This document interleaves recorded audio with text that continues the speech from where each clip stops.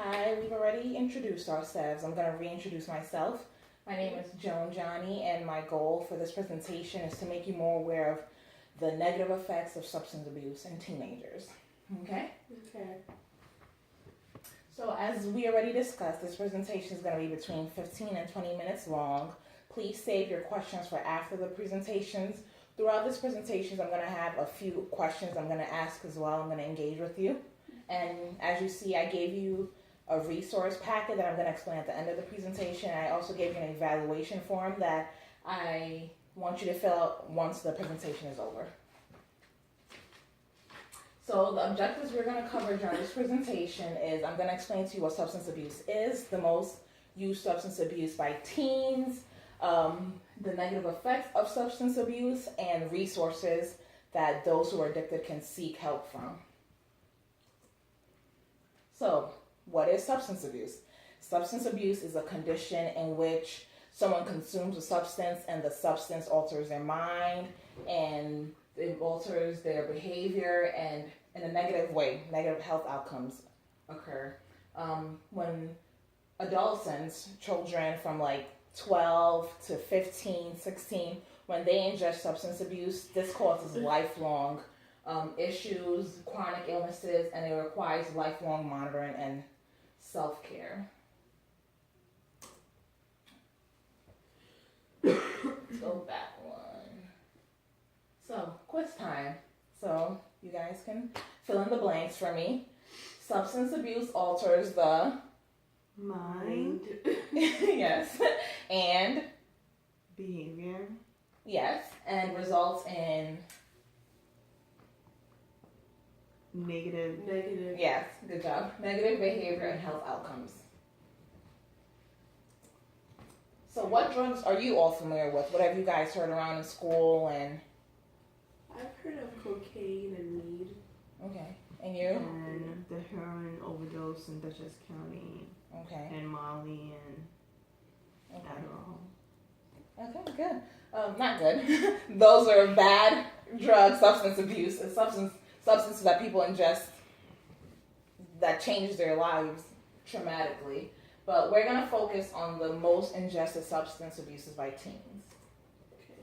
So the most used substance abuse by some substances by teens is marijuana, which is also called weed, cannabis, pot, synthetic marijuana, which is also called K2, spice, and prescription medications, which is medications that your doctor prescribes you for illnesses that you have.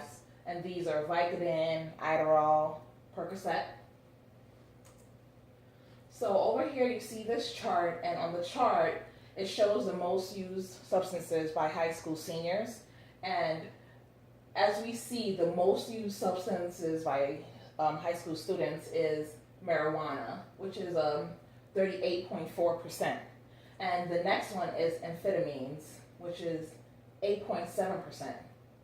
And those are the main ones we're going to stick to. Also synthetic marijuana, we just mentioned, K2, and cough syrup, Adderall. So Adderall is in the class of amphetamines. It's usually prescribed for people who have ADHD, also known as attention deficit hyperactivity disorder. And when teens that don't have ADHD use this, they usually use it because they need to stay up for studying or they need extra energy for sports, whatever the reason may be.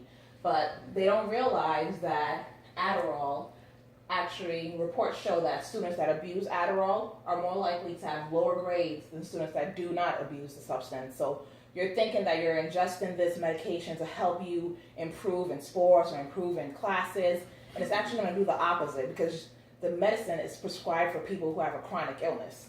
And the negative effects of Adderall abuse include chance of overdose, you can become depressed, panic attacks once it's been ingested. That's a short-term problem, but the depression is something that can develop over time. Marijuana, also known as weed, cannabis, pot. Marijuana is, it comes from the plant Cannabis sativa, and most people think, oh, it's a plant, it's not harmful, but it also has harmful effects to your life. It impairs your memory, alters your senses, alters your sense of time, impaired problem solving. You're not yourself when you ingest marijuana. Marijuana can also be ingested. Some people smoke it. Some people put it in food and ingest it that way. Whichever way you take it in, it's still harmful to your body. The negative effects of drug abuse in teens. So, negative effects: substance abuse. Students that ingest substances and abuse it, compared with people who don't.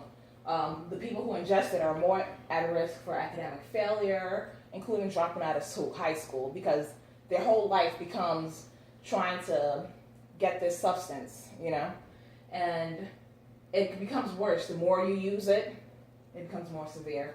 And marijuana use has a stronger negative relationship to academic outcomes, such as your GPA and risk for dropout, than alcohol use. So when you're ingesting marijuana, it's more harmful to you than even alcohol. Not that I'm encouraging alcohol use, but they're both substances that are not healthy for you. Other effects of marijuana include risk for mental health issues, impaired driving, potential for addiction. Healthy People 2020. Healthy People 2020 is an organization that they set a bunch of goals for illnesses, and their main focus is to eliminate these issues or reduce them. Healthy People 2020 have a goal of reducing substance abuse in adolescents, and they put on their website that the effects of teen drug abuse include teen pregnancy, sexually transmitted diseases, crime, suicide, homicide, motor vehicle accidents. When you're ingesting substance abuse, you're not yourself, you're not thinking correctly, you do things that a normal person who isn't under the influence is doing. So you may think you're okay to drive, but you're not, and you go drive, you kill yourself, you kill someone else. Horrible outcomes.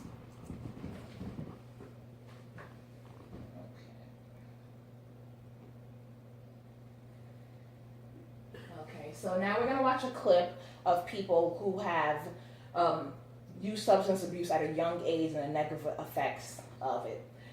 I'm going to show it on the laptop over here, so we're going to watch it over here. Okay?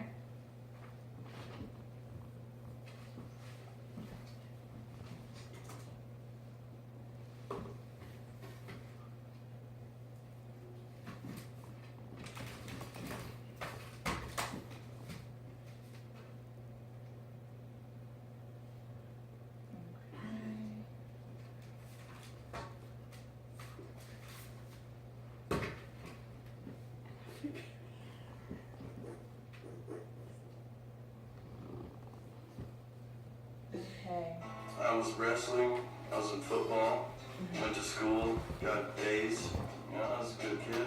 I had this dream. I was going to make sure that I had an education. I was a B student, and then I went from that to a C, D.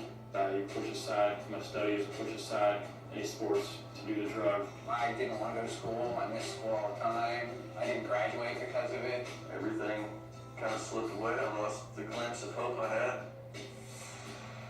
I was probably 13, 14, something like I that. started smoking weed when I was 14, I think. 17? Can't forget that day. I saw out everywhere when I first started doing it. It made it okay for me. I was with a friend. She's like, it's an herb, it's grown, it's safe, it's natural, and there's no problem with it. I knew other people did it. It seemed harmless at the time to me. Take a puff, you pass it to your buddy sitting next to you. No one ever, passed it up. Everyone always took a hit. It started off as something very casual and fun, and then within a few weeks, it was something that became an everyday habit. And then it just turned into sort of like escapism, just to get away from everything. I smoked weed so I didn't have to deal with life. It was kind of taking place of life. There's a common misconception that weed is not addictive. I never thought I was addicted to marijuana. I thought it was just something that was part of my lifestyle. That helped me relax. I've become so accustomed to being stoned every night. When I wasn't doing it, it was was out of the norm. Once you smoke it, you really don't feel like you can do anything without it. You know, you just feel so high. You just want to be high for everything you do. And there was nothing that I wanted to do with my day other than smoke weed. It was so weird. That was my driven purpose. I always had this idea in my mind that I can live life and smoke weed at the same time, but I never could. I'd want to get high every day. You know, I'd want to get high when I woke up in the mornings. My mind was so set on having it that it preoccupied so much of my thinking that became all that I did. That was all I thought about. If I ran out of weed, I'd be pretty mad. Irritable, like, Okay. annoyed with. All right. So how did you guys feel about that video? It was really helpful. Interesting. Yeah. Do you feel? Understanding I mean, it's emotional. People take things for the first time, like, oh, it's not gonna do anything, but then it really does take over your life. You saw in the video that these people, that's all they want to do now. Nothing else matters. Not their families, not their education, not their careers. And these are people who started at such a young age. Some of them started at 13, 12.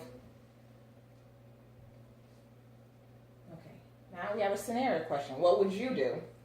So you're invited to a high school party. Everyone cool is going. The night of the party, you go with your best friend. One of the popular kids comes to you and your friend's smoking a joint, also known as marijuana. He passes it to you. He passes it to your friend to smoke. Your friend tries with no hesitation and passes it to you. What would you do? I would not take that substance. No? No. How do you think you would avoid that without people judging you, saying, I would be like, no, I'm not really into that. Okay. And I you? think they still judge you though, but you have to kind of stand up Think for about yourself. yourself. Yeah. Yeah. Good. Okay. So now the next slide is gonna show how do you not fall into peer pressure, because in high school it's like, oh, just do it, oh, nothing's gonna happen. How do you avoid become a victim to peer pressure?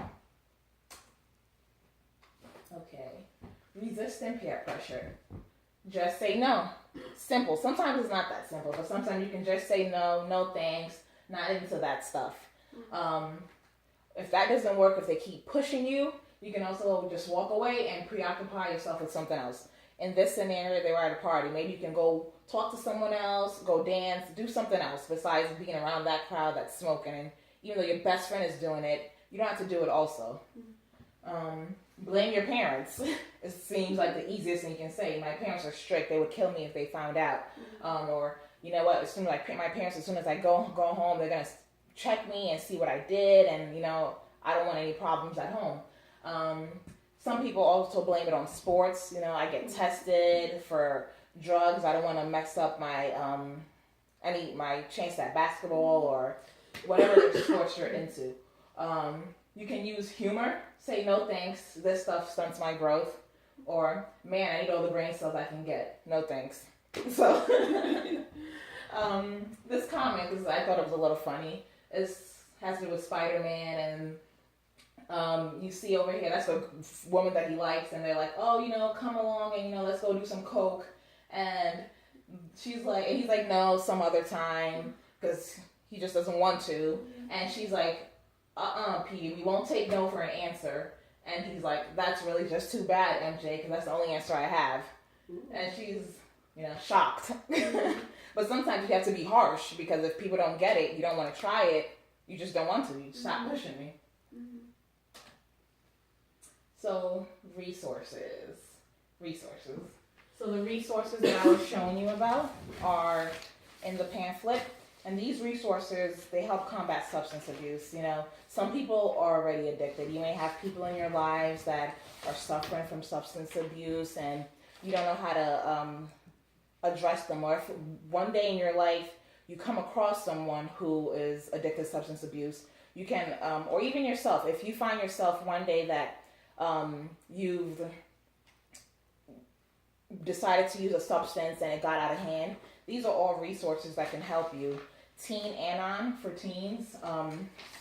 It's for teens only. It's for drugs and all who love them. So even if you're there for your friend it's you can go and speak to someone there also, and they can show you where to do. Lexington Recovery Center, that's a rehab center, and that's a place where there's group therapy or individual therapy, or there's medication assisted recovery. The National Institute for Drug Abuse offers extensive information and answers to commonly asked questions. So if you have any questions though, you can go on that website, and more than likely you can find it, or they have a contact and you can contact them and they can address any questions you have. And there's also a hotline, so everyone has a cell phone. You just call, and that's probably the easiest thing. You can speak to a live person. Foundations for Drug Free World, that's where we saw the video from. They have a whole bunch of videos, and all the videos are real live people who have suffered and are now living better lives, and even some who are still suffering. But it's really emotional. There's help available for your friends, your loved ones. So just use this brochure provided and just give it to anyone, or use it for yourself. Put the numbers on your phone, whatever you can. Okay? And these are just my references. I hope that I've helped you in some kind of way, made you more aware of substance abuse and the negative effects. I just want to deter you from using substances, because I know in high school it can be common and people think it's nothing. Okay. You guys have any questions at all? No. No?